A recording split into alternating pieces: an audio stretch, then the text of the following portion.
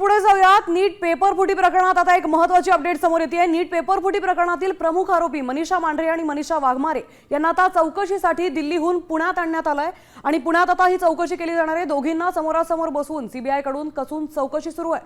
मांढरे आणि वाघमारे या पुण्यातील सुखसागर परिसरातील एकाच इमारतीत राहणार असल्या महिला आहेत।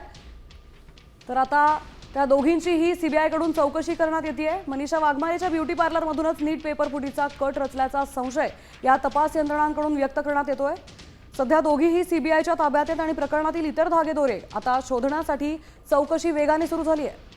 आपले प्रतिनिधी सागर आव्हाड आपल्या सोबत जोडले गेलेत। सागर, आता या दोघींनाही दिल्लीतून पुण्यात चौकशीसाठी आणलं गेलंय, काय पुढची अपडेट आहे? नक्की मोठ्या घडामोडी ज्या आहेत त्या सीबीआयच्या कार्यालयामध्ये सध्या सुरू असताना आपल्याला पाहायला मिळत आहेत। वाघमारे आणि मांढरे या दोघींची समोरासमोर चौकशी जी आहे ती सध्या सुरू असताना पाहायला मिळते। यांना पुण्यात आणल्यानंतर मॉडर्न कॉलेजच्या लॉकअपमध्ये काही प्रश्नपत्रिका ज्या आहेत त्या मिळालेल्या होत्या आणि त्यानुसार सीबीआयने तपास जो आहे तो सुरू केलेला आपल्याला पाहायला मिळतोय। या दोघींची चौकशी जी आहे ती आता समोरासमोर सुरू आहे आणि याच्यामध्ये मोठी घडामोड जी आहे ती आपल्याला या ठिकाणी पाहायला मिळते। एकंदरीत आपण जर पाहिलं तर 10 लाख रुपयाला पेपर जो आहे तो विकला गेलेला आहे आणि पुण्यातूनच ही प्रश्नपत्रिका जी आहे ती सोशल मीडियावरती टेलिग्रामच्या माध्यमातून व्हायरल झालेली होती आणि त्यानंतर याचे धागेदोरे जे आहेत ते संपूर्ण देशभर आपल्याला पाहायला मिळाले।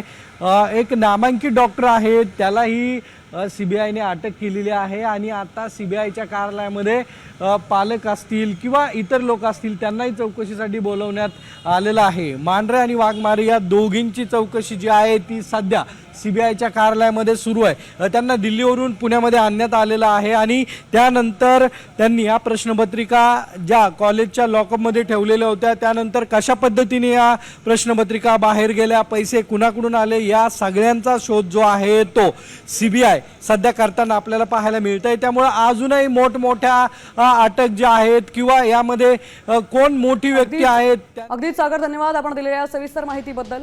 तर आता मांढरे आणि वाघमारे या दोघीही आरोपींना दिल्लीतून पुण्यात आणण्यात आलंय आणि त्यांची कसून चौकशी आता सीबीआय कडून केली जाते।